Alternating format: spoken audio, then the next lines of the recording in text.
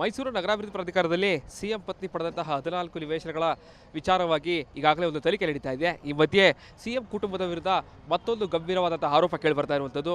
ಅದನ್ನು ಕೂಡ ಸಿಎಂ ಸಿದ್ದರಾಮಯ್ಯನವರು ಬೇನಾಮಿಯಾಗಿ ಅಂದರೆ ಅವರ ಬಾಮೈದನ ಹೆಸರಲ್ಲಿ ಬೇನಾಮಿ ಆಸ್ತಿಯನ್ನು ಮಾಡ್ತಾ ಇದ್ದಾರೆ. ಸೊ ಹೀಗಾಗಿ ಅದಕ್ಕೆ ಸಂಬಂಧಪಟ್ಟಂತಹ ಒಂದಷ್ಟು ದಾಖಲೆಗಳನ್ನು ಕೂಡ ಈಗಾಗಲೇ ಲೋಕಾಯುಕ್ತಿಗೆ ಕೊಟ್ಟು ದೂರ ಸಲ್ಲಿಸಿದ್ದಾರೆ.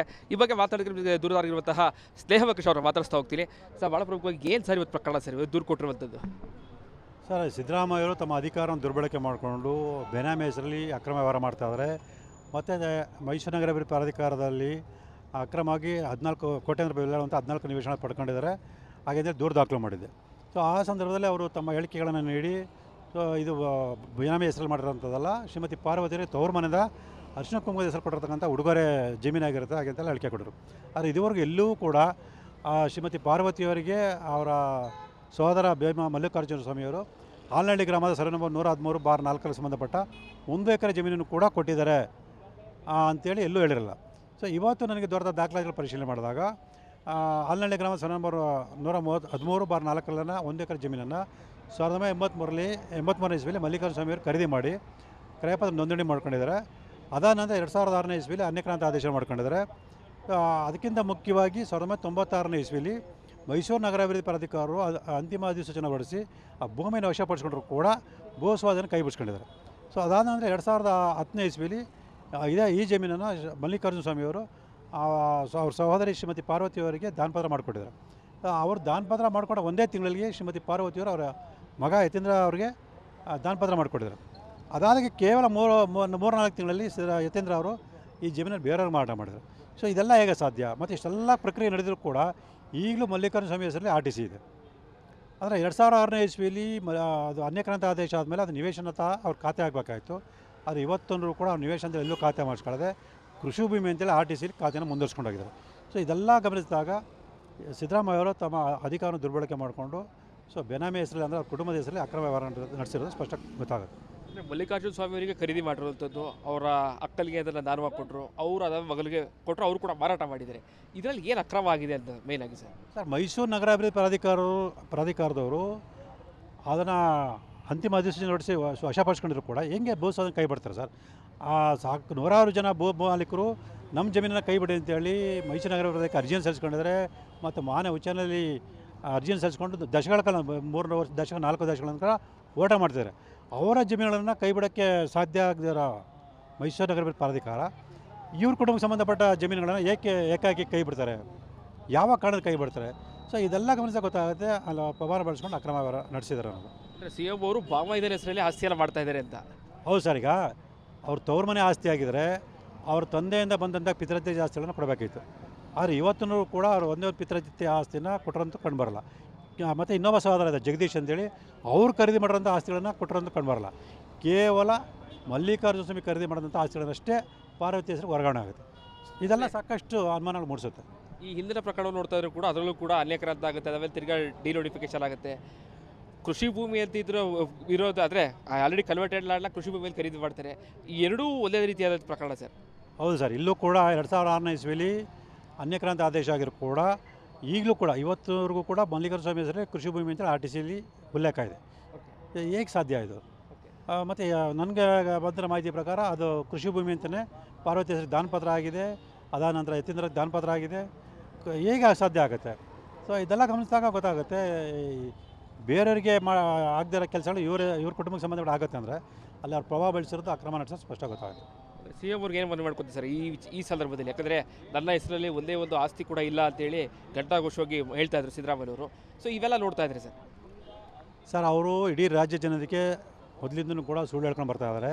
ಸೊ ಈಗಲ ಮತ್ತೊಂದು ದಾಖಲೆ ಸ್ಪಷ್ಟ ದಾಖಲಾತಿ ಅವ್ರು ಬಿಡುಗಡೆ ಮಾಡಿದ್ರಂದ್ರೆ ಈಗಲಾರು ಅವ್ರ ನೈತಿಕ ಹೊಣೆಯನ್ನು ಹೊತ್ತು ತಮ್ಮ ಸ್ಥಾನಕ್ಕೆ ರಾಜೀನಾಮೆ ಕೊಡೋ ಮೂಲಕ ಮುಖ್ಯಮಂತ್ರಿ ಸ್ಥಾನಕ್ಕೆ ಇರತಕ್ಕಂಥ ಪಾವಿತ್ರತೆಯನ್ನು ಘನತೆಯನ್ನು ಕಾಪಾಡಬೇಕು ಅಂತ ಮನವಿ ಮಾಡ್ಕೊಳ್ತೀನಿ. ಇದಿಷ್ಟು ದೂರದಾರಾಗಿರುವಂತಹ ಸ್ನೇಹಮಯಿ ಕೃಷ್ಣ ಅವರ ಮಾತುಗಳು. ಕ್ಯಾಮ್ರಾ ಪರ್ಸನ್ ಸಚಿನ್ ಜೊತೆಗೆ ವಿನೋದ್ ಪಡವರ್, ರಿಪಬ್ಲಿಕ್ ಕನ್ನಡ, ಮೈಸೂರು. ಮೈಸೂರು ನಗರಾಭಿವೃದ್ಧಿ ಪ್ರಾಧಿಕಾರದಲ್ಲಿ CM ಪತ್ನಿ ಪಡೆದಂತಹ 14 ನಿವೇಶನಗಳ ವಿಚಾರವಾಗಿ ಈಗಾಗಲೇ ಒಂದು ತನಿಖೆ ನಡೀತಾ ಇದೆ. ಈ ಮಧ್ಯೆ CM ಕುಟುಂಬದ ವಿರುದ್ಧ ಮತ್ತೊಂದು ಗಂಭೀರವಾದಂತಹ ಆರೋಪ ಕೇಳಿಬರ್ತಾ ಇರುವಂಥದ್ದು. ಅದನ್ನು ಕೂಡ CM ಸಿದ್ದರಾಮಯ್ಯನವರು ಬೇನಾಮಿಯಾಗಿ ಅಂದರೆ ಅವರ ಬಾಮೈದನ ಹೆಸರಲ್ಲಿ ಬೇನಾಮಿ ಆಸ್ತಿಯನ್ನು ಮಾಡ್ತಾ ಇದ್ದಾರೆ. ಸೊ ಹೀಗಾಗಿ ಅದಕ್ಕೆ ಸಂಬಂಧಪಟ್ಟಂತಹ ಒಂದಷ್ಟು ದಾಖಲೆಗಳು ಕೂಡ ಈಗಾಗಲೇ ಲೋಕಾಯುಕ್ತಿಗೆ ಕೊಟ್ಟು ದೂರ ಸಲ್ಲಿಸಿದ್ದಾರೆ. ಈ ಬಗ್ಗೆ ಮಾತಾಡಿದ್ರೆ ದೂರದಾಗಿರುವಂತಹ ಸ್ನೇಹವಕೇಶ್ ಅವರು ಮಾತಾಡಿಸ್ತಾ ಹೋಗ್ತೀನಿ. ಸರ್, ಭಾಳ ಪ್ರಮುಖವಾಗಿ ಏನು ಸರ್ ಇವತ್ತು ಪ್ರಕರಣ ಸರ್ ಇವತ್ತು ದೂರು ಕೊಟ್ಟಿರುವಂಥದ್ದು? ಸರ್, ಸಿದ್ದರಾಮಯ್ಯವರು ತಮ್ಮ ಅಧಿಕಾರವನ್ನು ದುರ್ಬಳಕೆ ಮಾಡಿಕೊಂಡು ಬೆನಾಮಿ ಹೆಸರಲ್ಲಿ ಅಕ್ರಮ ವ್ಯವಹಾರ ಮಾಡ್ತಾಯಿದ್ದಾರೆ. ಮತ್ತು ಮೈಸೂರು ನಗರ ಅಭಿವೃದ್ಧಿ ಪ್ರಾಧಿಕಾರದಲ್ಲಿ ಅಕ್ರಮವಾಗಿ 14 ಕೋಟ್ಯಾಂತರ ರೂಪಾಯಿ ಬೆಲೆ ಅಂತ 14 ನಿವೇಶನ ಪಡ್ಕೊಂಡಿದ್ದಾರೆ. ಹಾಗೆಂದರೆ ದೂರು ದಾಖಲು ಮಾಡಿದೆ. ಸೊ ಆ ಸಂದರ್ಭದಲ್ಲಿ ಅವರು ತಮ್ಮ ಹೇಳಿಕೆಗಳನ್ನು ನೀಡಿ, ಸೊ ಇದು ಬೆನಾಮಿ ಹೆಸರಲ್ಲಿ ಮಾಡಿರೋಂಥದ್ದಲ್ಲ, ಶ್ರೀಮತಿ ಪಾರ್ವತಿಯರಿಗೆ ತವರು ಮನೆಯಿಂದ ಅರಿಶಿನ ಕುಂಕುಮದ ಹೆಸರು ಕೊಟ್ಟಿರ್ತಕ್ಕಂಥ ಉಡುಗೊರೆ ಜಮೀನಾಗಿರುತ್ತೆ ಹಾಗೆಂತೆಲ್ಲ ಹೇಳಿಕೆ ಕೊಟ್ಟರು. ಆದರೆ ಇದುವರೆಗೂ ಎಲ್ಲೂ ಕೂಡ ಶ್ರೀಮತಿ ಪಾರ್ವತಿಯವರಿಗೆ ಅವರ ಸಹೋದರ ಮಲ್ಲಿಕಾರ್ಜುನ ಸ್ವಾಮಿಯವರು ಆಲ್ನಹಳ್ಳಿ ಗ್ರಾಮದ ಸರ್ವೆ ನಂಬರ್ 113/4 ಸಂಬಂಧಪಟ್ಟ 1 ಎಕರೆ ಜಮೀನನ್ನು ಕೂಡ ಕೊಟ್ಟಿದ್ದಾರೆ ಅಂಥೇಳಿ ಎಲ್ಲೂ ಹೇಳಿರಲ್ಲ. ಸೊ ಇವತ್ತು ನನಗೆ ದೊರೆತ ದಾಖಲಾತಿಗಳ ಪರಿಶೀಲನೆ ಮಾಡಿದಾಗ ಆಲ್ನಹಳ್ಳಿ ಗ್ರಾಮದ ಸರ್ವೆ ನಂಬರ್ 113/4 1 ಎಕರೆ ಜಮೀನನ್ನು 1983 ಇಸ್ವಿಯಲ್ಲಿ ಮಲ್ಲಿಕಾರ್ಜುನ ಸ್ವಾಮಿಯವರು ಖರೀದಿ ಮಾಡಿ ಕ್ರಯಪತ್ರ ನೋಂದಣಿ ಮಾಡ್ಕೊಂಡಿದ್ದಾರೆ. ಅದಾದ ನಂತರ 2006 ಇಸ್ವಿಯಲ್ಲಿ ಅನ್ಯಕ್ರಾಂತ ಆದೇಶ ಮಾಡ್ಕೊಂಡಿದ್ದಾರೆ. ಅದಕ್ಕಿಂತ ಮುಖ್ಯವಾಗಿ 1996 ಇಸ್ವಿಯಲ್ಲಿ ಮೈಸೂರು ನಗರಾಭಿವೃದ್ಧಿ ಪ್ರಾಧಿಕಾರರು ಅಂತಿಮ ಅಧಿಸೂಚನೆ ಹೊರಡಿಸಿ ಆ ಭೂಮಿಯನ್ನು ವಶಪಡಿಸ್ಕೊಂಡ್ರು ಕೂಡ ಭೂಸ್ವಾಧೀನ ಕೈ ಬಿಡಿಸ್ಕೊಂಡಿದ್ದಾರೆ. ಸೊ ಅದಾದ ನಂತರ 2010 ಇಸ್ವಿಯಲ್ಲಿ ಈ ಜಮೀನನ್ನು ಮಲ್ಲಿಕಾರ್ಜುನ ಸ್ವಾಮಿಯವರು ಅವ್ರ ಸಹೋದರಿ ಶ್ರೀಮತಿ ಪಾರ್ವತಿಯವರಿಗೆ ದಾನಪತ್ರ ಮಾಡಿಕೊಟ್ಟಿದ್ದಾರೆ. ಅವರು ದಾನಪತ್ರ ಮಾಡಿಕೊಂಡ ಒಂದೇ ತಿಂಗಳಿಗೆ ಶ್ರೀಮತಿ ಪಾರ್ವತಿಯವರು ಅವರ ಮಗ ಯತೀಂದ್ರ ಅವರಿಗೆ ದಾನಪತ್ರ ಮಾಡಿಕೊಟ್ಟಿದ್ದಾರೆ.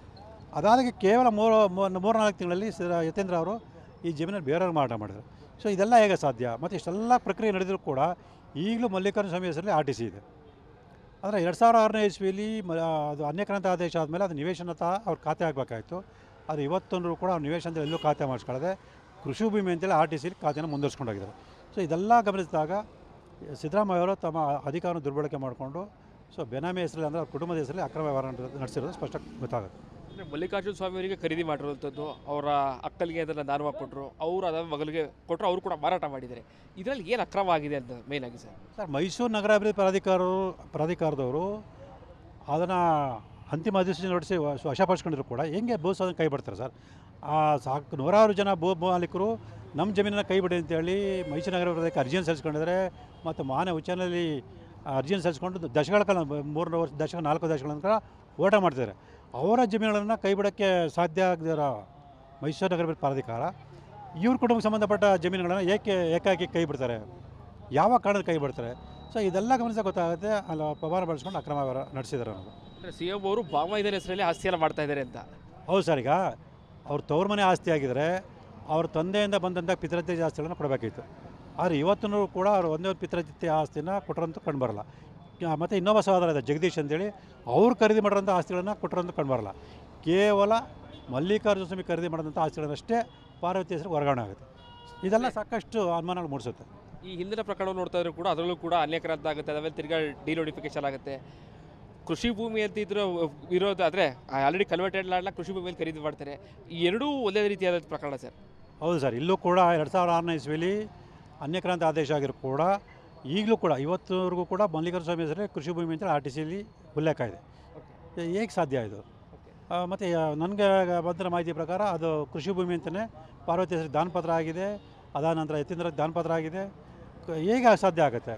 ಸೊ ಇದೆಲ್ಲ ಗಮನಿಸಿದಾಗ ಗೊತ್ತಾಗುತ್ತೆ. ಬೇರೆಯವರಿಗೆ ಆಗದಿರೋ ಕೆಲಸಗಳು ಇವ್ರ ಕುಟುಂಬಕ್ಕೆ ಸಂಬಂಧಪಟ್ಟ ಆಗುತ್ತೆ ಅಂದರೆ ಅಲ್ಲಿ ಅವ್ರ ಪ್ರಭಾವ ಬೆಳೆಸಿರೋದು ಅಕ್ರಮ ನಡೆಸೋದು ಸ್ಪಷ್ಟ ಗೊತ್ತಾಗುತ್ತೆ. CM ಅವ್ರಿಗೆ ಏನು ಮನವಿ ಮಾಡ್ಕೊತೀವಿ ಸರ್ ಈ ಸಂದರ್ಭದಲ್ಲಿ? ಯಾಕಂದರೆ ನನ್ನ ಹೆಸರಲ್ಲಿ ಒಂದೇ ಒಂದು ಆಸ್ತಿ ಕೂಡ ಇಲ್ಲ ಅಂತೇಳಿ ಘಂಟಾಘೋಷವಾಗಿ ಹೇಳ್ತಾ ಇದ್ರು ಸಿದ್ದರಾಮಯ್ಯವರು. ಸೊ ಇವೆಲ್ಲ ನೋಡ್ತಾ ಇದ್ದಾರೆ ಸರ್. ಅವರು ಇಡೀ ರಾಜ್ಯ ಜನತೆಗೆ ಮೊದಲಿಂದನೂ ಕೂಡ ಸುಳ್ಳು ಹೇಳ್ಕೊಂಡು ಬರ್ತಾ ಇದ್ದಾರೆ. ಸೊ ಈಗಲ ಮತ್ತೊಂದು ದಾಖಲೆ ಸ್ಪಷ್ಟ ದಾಖಲಾತಿ ಅವ್ರು ಬಿಡುಗಡೆ ಮಾಡಿದ್ರಂದ್ರೆ ಈಗಲಾರು ಅವ್ರ ನೈತಿಕ ಹೊಣೆಯನ್ನು ಹೊತ್ತು ತಮ್ಮ ಸ್ಥಾನಕ್ಕೆ ರಾಜೀನಾಮೆ ಕೊಡೋ ಮೂಲಕ ಮುಖ್ಯಮಂತ್ರಿ ಸ್ಥಾನಕ್ಕೆ ಇರತಕ್ಕಂಥ ಪಾವಿತ್ರತೆಯನ್ನು ಘನತೆಯನ್ನು ಕಾಪಾಡಬೇಕು ಅಂತ ಮನವಿ ಮಾಡ್ಕೊಳ್ತೀನಿ. ಇದಿಷ್ಟು ದೂರದಾರಾಗಿರುವಂತಹ ಸ್ನೇಹಮಯಿ ಕೃಷ್ಣ ಅವರ ಮಾತುಗಳು.